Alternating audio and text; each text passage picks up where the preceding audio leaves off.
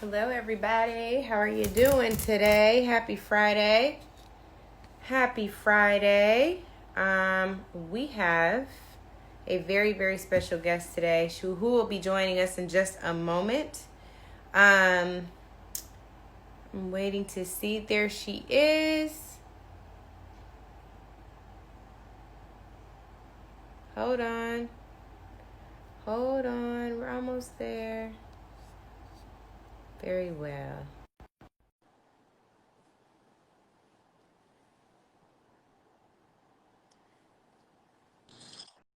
Hello. Angela, nice to see you. It's so good to see you.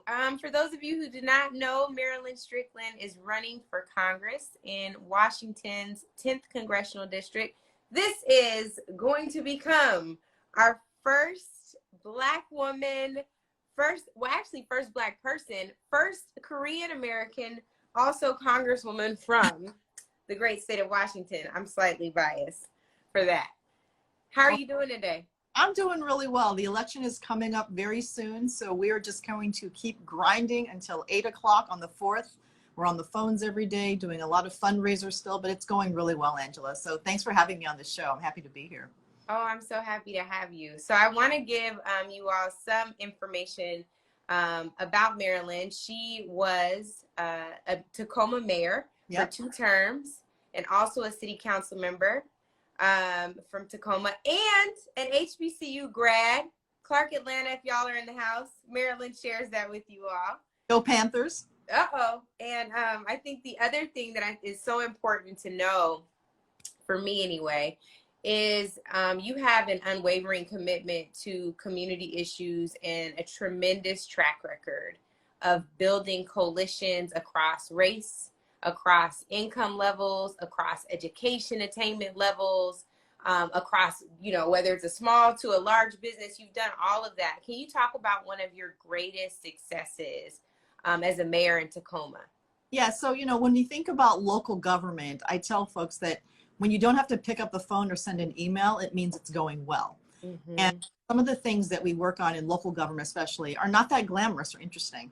But I would say one big achievement was getting a measure to pass by the voters, where we, for the first time in 40 years, voted to raise taxes to fix our streets and our sidewalks and our infrastructure. And that sounds pretty basic, but a city like Tacoma doesn't have a giant tax base. So asking people to pay more taxes was a big ask. And the first time we went out, Angela, they shut it down and they rejected it.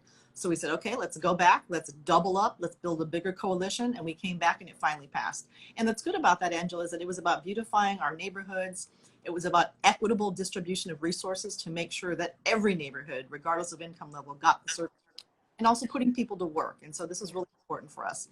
I'd say another thing that we did that was very incredibly exciting too was that, we raised the minimum wage and we put on the ballot a $12 an hour minimum wage in 2 years with no exceptions. It was the most inclusive.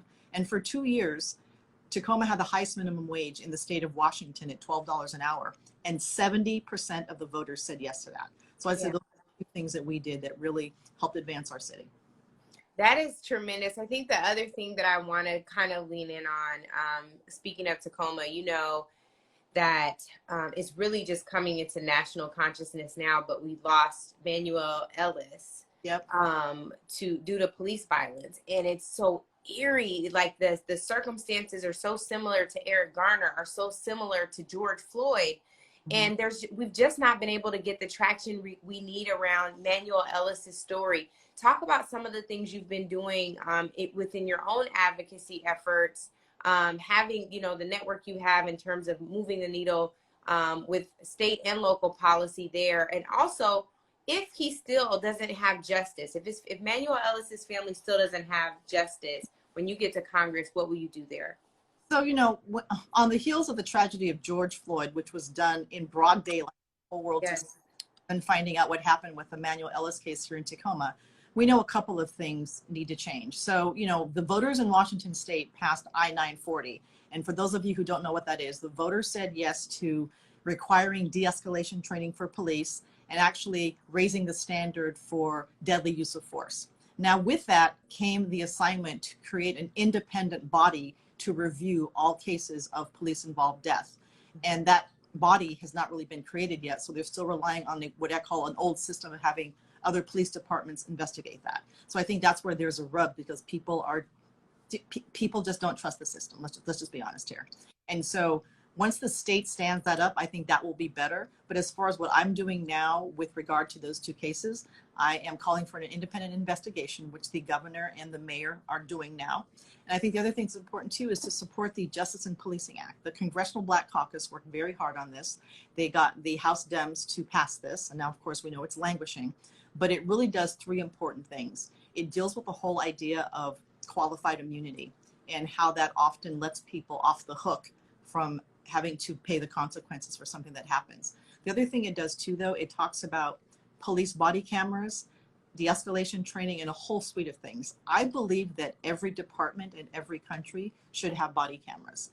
Yeah. I know, coming from local government, Angela, that every city does not have the same tax base and resources. And so when I hear cities say it's expensive to maintain the data on the back end and the full-time employees you have to hire, well, then the Department of Justice should create funds so that every city who wants body cameras should have to apply for them and get the funds. But we cannot let cities that don't have a large enough tax base to do the cameras to say we can't do it. It should be mandatory in every department. And to be honest with you, police officers I know say they would like body cameras too. It's just a matter of them keeping them on. And Yes. that the ACLU has now with privacy. So if someone shows up at a domestic violence call and the person who's the victim says, I don't want this camera on right now because I feel vulnerable, how do we navigate some of the privacy issues? Because those have come up with the ACLU. But I do believe that body cameras should be standard equipment for every police department. Yeah, they gotta turn them on though. And I hear you at the point around ACLU and privacy, but in too many instances, the cameras are left off and we're left no longer living.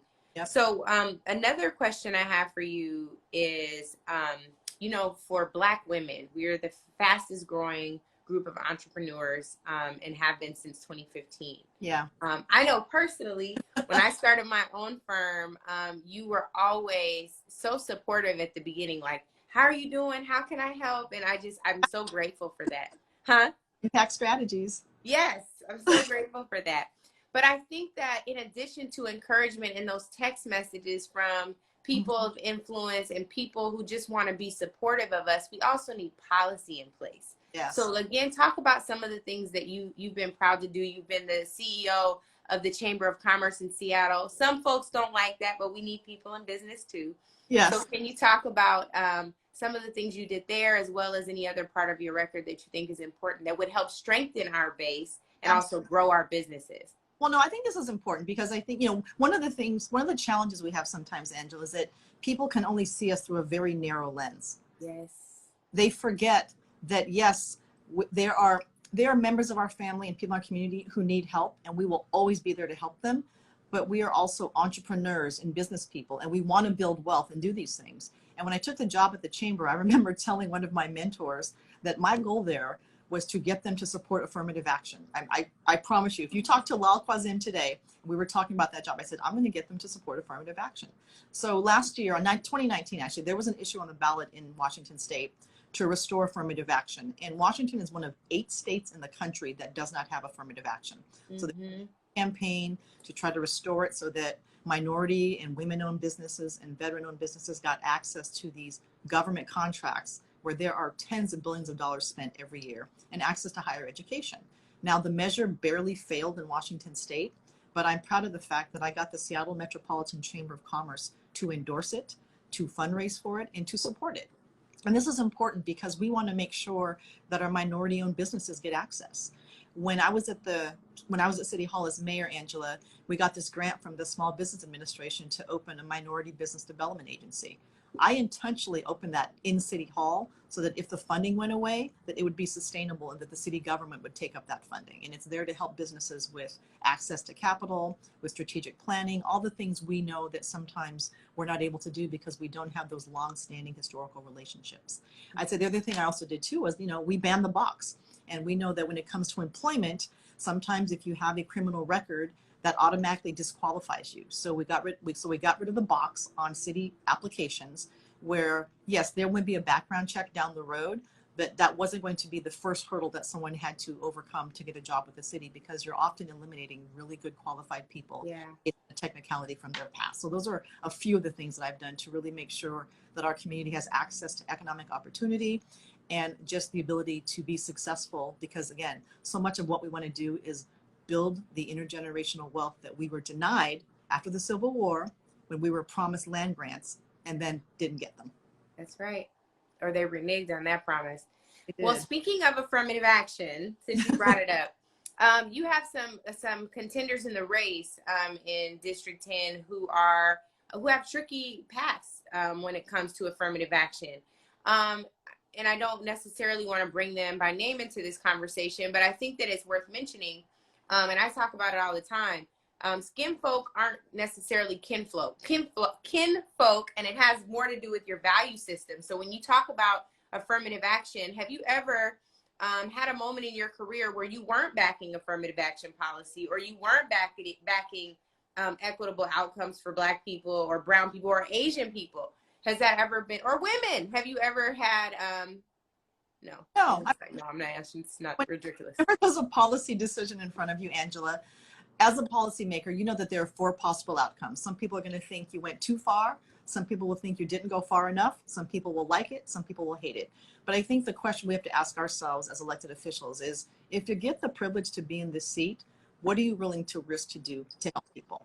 And for me, I knew that being at a business advocacy organization that represents 2,600 businesses in the region and saying, we need to get behind this, that wasn't necessarily embraced in the beginning. But I kept making the case for it and said, if we support all of our members, including small women and minority-owned businesses, then we have to be for this. And I think sometimes people forget, Angela, that the largest corporations do a lot of purchasing and procurement. So they often provide opportunities for women and minorities-owned small businesses to get access to those contracts to be profitable and to do well. And so it's an ecosystem. And for me, it's never been a hard call for me, but because we feel a responsibility. And so the question is, what are you willing to do, understanding that we are not a monolith and there are a lot of us in different roles, and how do we find ways to make it work for all of us to move forward? What does success look like for people of color in this country now, knowing that affirmative action really is probably the most conservative, right, policy that we could have on the books to ensure real equity and equality at this point? And we know that it's also really kind of failed us. It's fallen short in a lot of ways, especially in Washington State. Yep. Even before now, when it hasn't been on the book since initiative I-200. Right. So we know that we've struggled a long time. My dad has complained for years and worked for years to help provide opportunities for Black and brown owned businesses, for us in hiring, for us in education. But we know affirmative action doesn't do enough. What's the next step? What do you think should be the step beyond affirmative action? Well, the bizarre thing about COVID, Angela, is that it has just really magnified the inequities that have been there for a long time. And this is the inequity in housing, in home ownership, in the economy, in access to healthcare, all these things that we know, in education. And the few examples I use are about the fact that, schools are closing right now. So what are we saying? Well, we're going to have online learning. Yeah. Well, they send a tablet home with a student, but if they don't have high-speed Wi-Fi at home, they're not going to participate. So are there policies we can implement to try to get high-speed broadband into every home, especially in underserved communities that are maybe, communities that are rural, but also some urban communities? I would say the other thing too, Angela, is just access to healthcare. You can tell someone's life expectancy by their zip code. And then you look at housing patterns and you can see exactly what's going to happen here. And even with COVID, it shows that our communities are disproportionately affected by COVID because we're more likely to be in caregiving roles. We're more likely to, be in jobs that require interacting with the public. And some people will say, well, it's just because you all have chronic disease and don't take care of yourselves. And also too, even the interactions that we have when we use the healthcare system. And I use my mother, who is, a 91-year-old Korean woman, and I accompany her to every single doctor's appointment because there's a language barrier.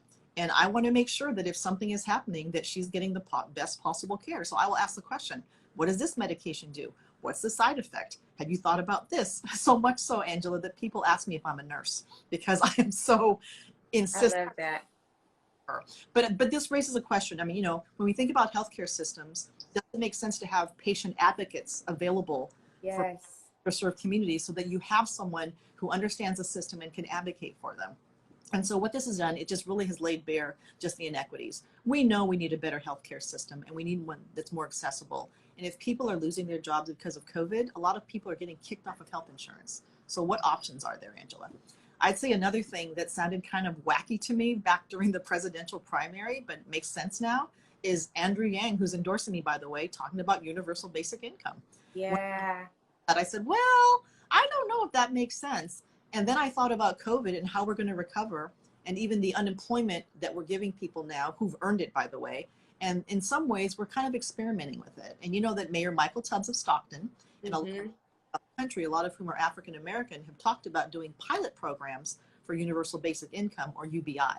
And so I just think that that is one of the policies that maybe seemed a bit fringe before, but now that we're thinking about COVID and how to come out of it and thinking about equity, it might start to make more sense.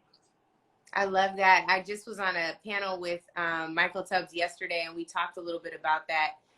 You have a fan in here. Snoop Dogg is in here and is saying some good things in the comments, which is great. Snoop, I hope you'll endorse Marilyn. This could be the first Black woman of Congress in Washington State, where I'm from. We'll take that endorsement, Snoop. Is that Calvin Brodus, like the Snoop Dogg? Oh, she definitely gets an endorsement now. She knows your full government. If you could rap a Snoop lyric, I'm sure he'd be down.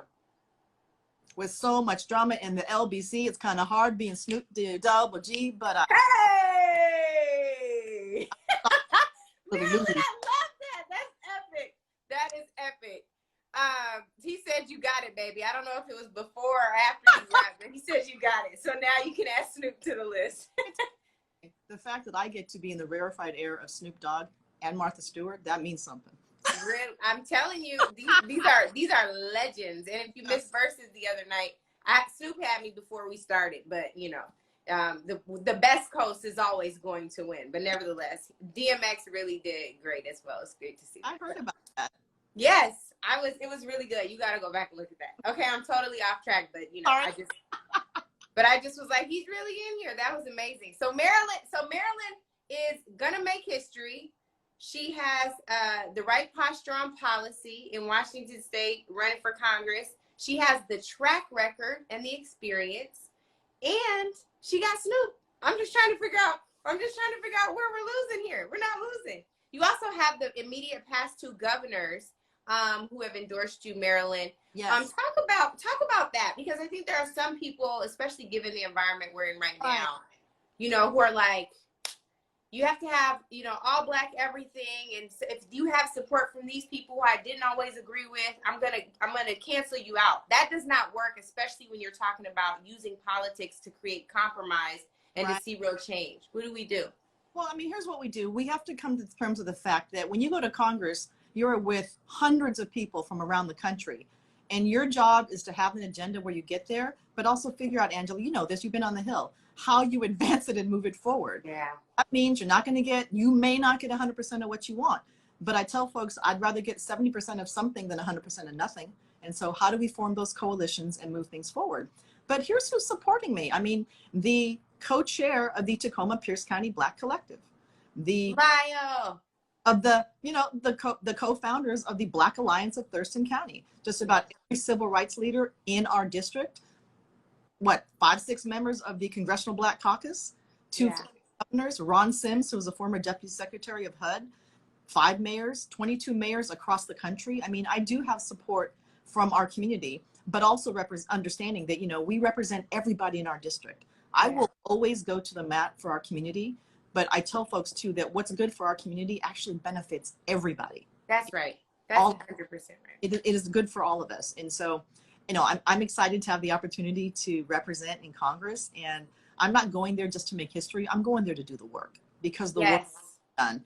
And if you look at the number of Black women who are running for office right now, it is off the charts. I mean, I was on an event yesterday on Facebook Live, and there's an event called it was with the Federal Way Black Collective, and it was in Magic, and there were 3 or 4 of us running for office, some for re-election, and it was just outstanding to be part of this group and to talk about this is a moment in history right now where this country needs our leadership at the Yes. state and federal level. And to not step up would be irresponsible, to be honest with you. Well, Marilyn, I've done a few of these Instagram lives, Yep. what they were calling Meet the Candidates, but I also have been deeply involved in your race. My dad asked me to do it much sooner. You know, Eddie Rice always right, but Yeah.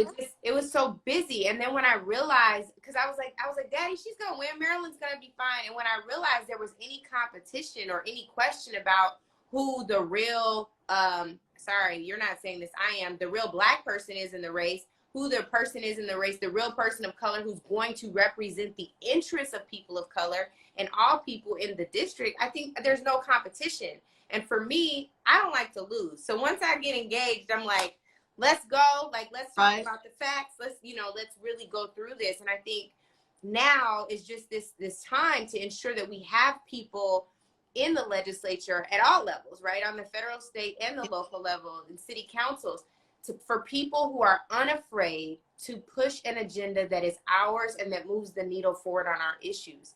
I was mentored and still am mentored. She definitely is still the boss, by Congresswoman Waters, right? Yep. Completely unafraid, completely unbossed, will represent what's in the best interest of Black people all over the country, but also has not forgotten the needs and the priorities of her district. You can do both. Of course you can. You know? Yeah, I mean, and that's important because, you know, if you look at the demographics of Washington State is not like Georgia or New York or DC. You know, we're the minority. At the same time, we have a very powerful voice. And I will say that, you know, being from the West Coast, people are very open about electing us into office. I mean, the city of Tacoma, I served for 8 years. I ran unopposed my second term, and my successor is a Black woman. This is not a majority minority city. And so if you can show leadership capability and the ability to do the job and be competent, people will support you. But again, this conversation for me is about how do we help all people be successful, especially when there's disproportionality when it comes to how we've been treated in the past and how we've been able to succeed in the past. I tell folks, doing things to uplift the Black community is good for the entire community. That's real. And the other thing we haven't talked about much with the little bit of time we have left, we spent a lot of time talking about your Black support base, what you do for people of color, but we haven't talked as much about all of the AAPI folks who are also supporting you. And I think that's really important. Let's, for a moment, at least talk about some of those supporters. We did shout out to Andrew Yang, my fellow CNN commentator. But there, we could do some other digging down into that as well, drilling down into that. Yeah. So very quickly, so for those of you who don't know, so my father was born in Noonan, Georgia. He served in the military, fought in 2 wars, and I tell people, loved and fought for a country that did not always love him back. He was stationed in Korea, where he met my mother in Min Kim. They fell in love, they got married, I was born. So I'm half Black and half Korean, and I'm very present in both sides of my culture. I have great support from the Korean American community, everything from the Korean American Action Fund to Korean Americans for Good Government, the AAPI Fund, all kinds of really good API support. And with that said, this is the other historic part of this, right? I will be the first Korean American woman to ever serve in Congress in US history. And that kind of blew my mind because I figured that LA or New York, excuse me, had taken care of this already. We had not. So here I am wanting to represent, but also understanding that, you know, I had a conversation earlier about this, Angela, and given what's happening with COVID and some of the racism against the API community, and then what's happening with policing and justice, there's a way, I believe, for these two communities to come together and admit that within both of my communities, there is racism against the other. So how can I serve as a bridge for us to say, look, you guys, we have more in common than separates us. And if we put our collective power together, that is how we build political power and voice things forward. And so I hope to be a bridge to bring people together, understanding that there are some biases on all sides of this, but how do we get past that and say, there's so much more that we share in common, and how do we work together to advance the common agenda? And my friends who are supporting me in the API community are so down with that. I mean, I have a mask that I wear, and it has the Korean flag with the Black Power fist in it. I'm gonna show it to you. I don't have it right now, but I've been wearing that, and people are like, where'd you get that? I want one. I love that. I'm here to think about, you know, how do we really unify groups who should be working together? I love that so much, and part of it is because my dad, being raised with him, everything was about coalition building. And to your point, because we're such a minority in Washington State, we were always about, we have to build coalition, otherwise none of our issues will be heard. So one of my dad's proudest achievements is getting an award from JACL, right? So I get it completely, and love that so much. So I don't know if there's any parting words. I really want people to know how they can donate to you, how they can phone bank for you. I know there's no door knocking. I would have definitely flown home to door knock, but there's Yes. COVID. Yep. So tell us what we can do to support you. Yes, so follow us on Twitter, on Instagram, or on Facebook. It's Strickland for Washington or Strickland for WA, and there are plenty of opportunities to donate or to volunteer. Right now, we're just phone banking like crazy because this is what we do during COVID, but we're getting good response, and it's just a matter of us, we have to step up and be present. We have to volunteer and do the work, and we have to turn out to vote, because I think sometimes we're like, oh, you got this. It's like, no, I don't got nothing. It's like, we have to show up. We have to cast our vote to make sure that this can be the difference between winning or losing. And so I need your help, because every election I've been in, it's been because my communities have stepped up for me, and I need you now more than ever across the country and locally. I love that, Marilyn. Well, you know you have me, so whatever I can do. I'm going to see if my interns, we have, I think, about 70 interns right now. I'm going to see if we can get them on some phones for you. And I'll just ask Andrew for those instructions, but you definitely have our support. It's a privilege and an honor to have you on today, and I cannot wait to see you get sworn in to the House in January. But you all have to vote first. The primary, the ballots are out. The ballots are out. If you live in Congressional District 10, please support her. She is phenomenal, as you've heard today. Definitely turn those ballots in. Vote Marilyn Strickland for Congressional District 10 in Washington State. We've never had a Black woman in the House of Representatives in Washington State, y'all. It's our time. It's 2020. It is. And Angela, I just have to compliment you. You are just the fierce, unapologetic warrior. You are your father's daughter, no doubt. That's a compliment. That's a compliment. I know. But thank you for everything you do, and thank you for your friendship over the years. It really means a lot to me. Thank you. I love you, my sister, and we can't wait to celebrate you. I can't wait. I'll be all in your text messages. I'll be so excited. All right. Thank you, everyone. Thanks for joining. You. Happy Friday. Bye, Marilyn. Thank you, everybody. This was wonderful. I hope you learned a lot about Marilyn. She is one of my favorite human beings. You see why. I hope that you all will consider visiting stricklandforwashington.com. Shout out to Jaleesa for pinning it for sending it to me so I could pin it in my comments. She is amazing. I love her. You guys know I don't get in races like this. So there's probably something to this, peeps. Check it out. And if you will, phone bank with me. I'll phone bank. If you guys tell me when we phone bank, and let's go. We got to hurry up and get on these phones, though, because people are already sending their ballots in. This is from Zara. It kind of looks like pajamas, but it's pants and stuff. See? Okay. Bye, y'all. I got to go. Marilyn don't want this on our live. Okay.